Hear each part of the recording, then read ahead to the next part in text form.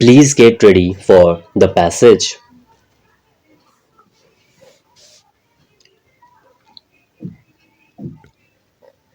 Mr. Deputy Chairman, Sir, the Honorable Minister of Trade and Commerce has made a statement yesterday on the ninth Ministerial Conference of the WTO at Bali.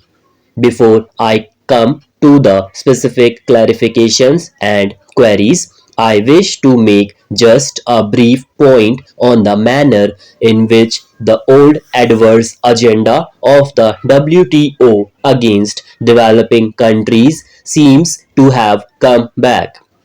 I say this because Indian agriculture is in a precarious state.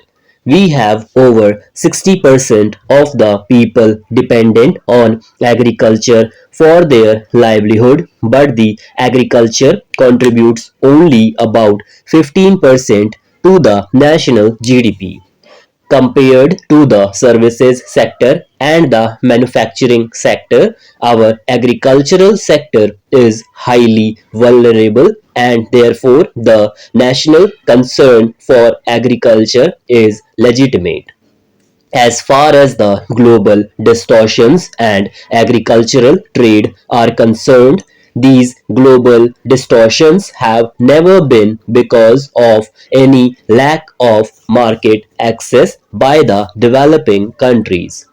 These have essentially been on account of subversion of global agricultural trade and on account of high subsidies by the developed countries, particularly the United States of America and the European Union. Sir, the original agreement on agriculture, which was entered into in 1994, itself is loaded against the developing countries. It is loaded against the developing countries. The states are giving subsidy on power. Sir, the Honorable Leader of the Opposition has asked rather a detailed explanation on various issues, so I would not repeat them. But, sir, in a nutshell, I just want to say that the backdrop in which we are discussing this is clearly to be understood, that is, crisis in Indian agriculture and the agrarian distress that we are currently facing, which is leading to unabated continuance of distress suicides by our farmers.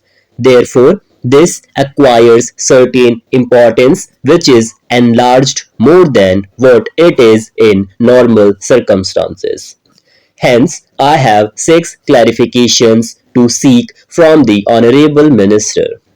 The first one is trade facilitation was not an issue or part of the original Doha development agenda.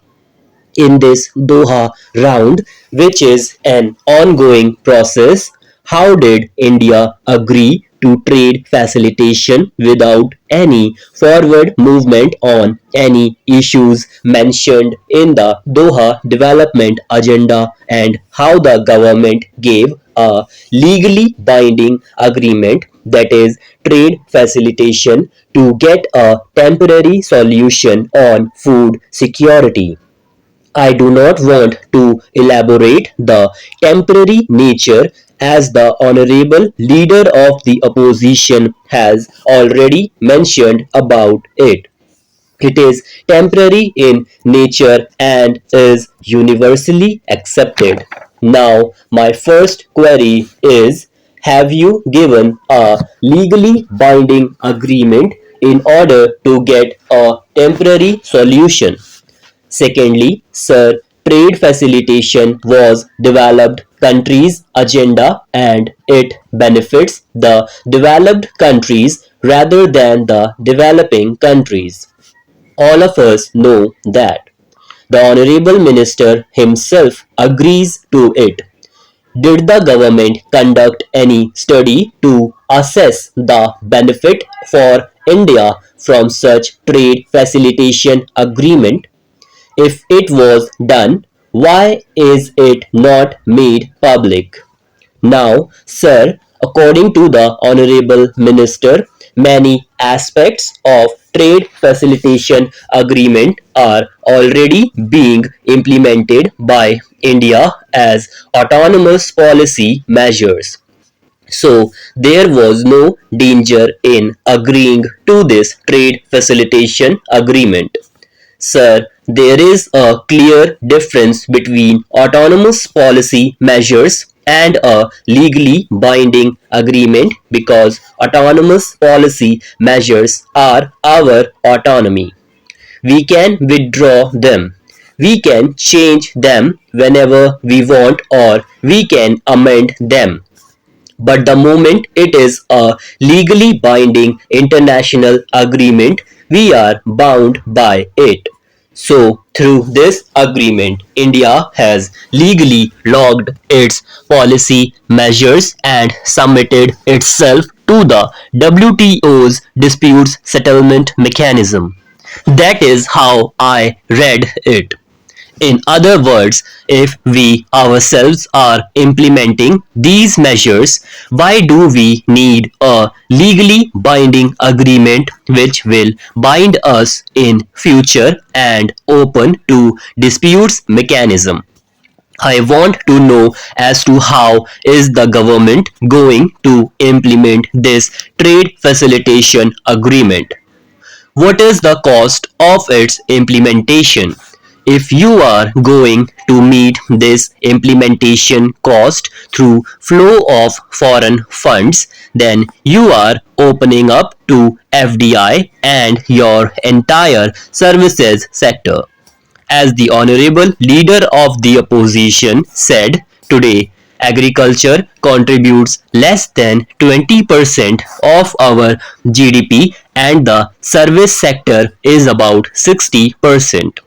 So if you want foreign funding, it has to come from nowhere else but from services, in which case we are just making our economy much more vulnerable. Sir, it appears that in order to gain this interim mechanism, which will operate till a final mechanism is found, we have conceded our position on many issues. We have heard that final mechanism may be 4 years down the line. Now, in order to achieve this interim mechanism, we have conceded our position on many of the other issues in our urge to get this interim mechanism to save our existing Food Security Act. We have passed the Food Security Act. I am not happy and I want to expand it further. Now, according to your agreement in Bali, my reading is you cannot expand it any further.